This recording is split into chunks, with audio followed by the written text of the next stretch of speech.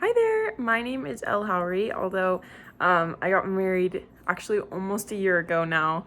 There's some photos from our wedding, and I need to change my name still. It's not even that long of a process, but I just haven't done it yet, and I really need to. So I go by El Stewart, but I need to change it to Stewart. Anyways, that is my husband.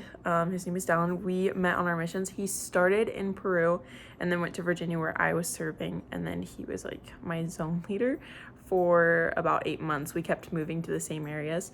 I always like to say that we were really good missionaries. Nothing happened until we came home is when we reconnected.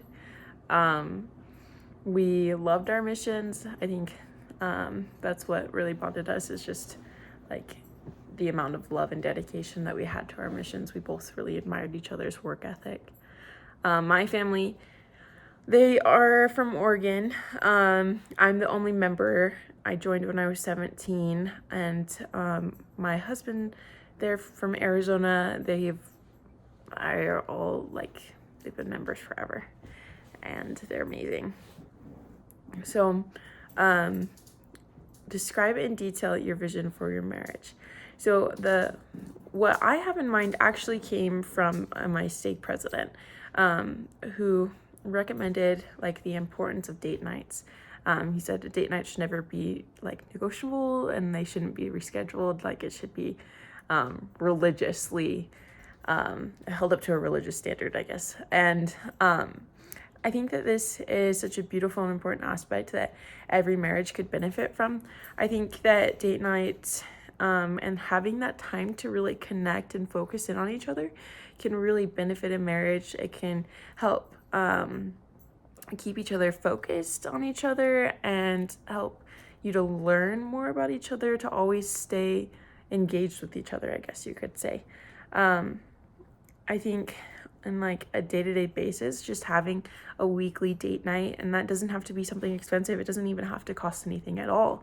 I think having that little time together can help you to kind of keep your marriage alive and keep you focused on each other during the week. It's something that you can look forward to, and on a day-to-day basis, it just helps you to be more happy and focused on each other, even though there's so many things in life that can distract you from your spouse. One thing that we try to do in our marriage, but we've not been perfect at, and that has been really hard for us, is having one person plan one week and one person plan the next week. And when reading about some of the marriage myths, I think it could be really easy to say, oh, well, that could be like you scratched my back, I scratched yours type of deal, because it's one person doing it one week and then the other the next. However, I don't think it falls under that myth, because going on a date night is, I'm sorry, my dog is playing with the bone.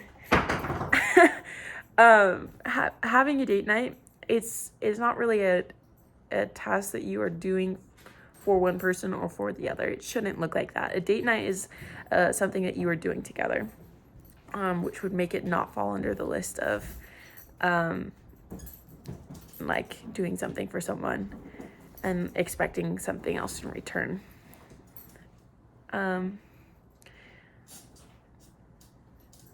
So this is something that, like I mentioned earlier, that we have struggled with before. Like I said, life can be really busy, and especially we're both college students, and my husband, he's studying pre-med, so he's really busy.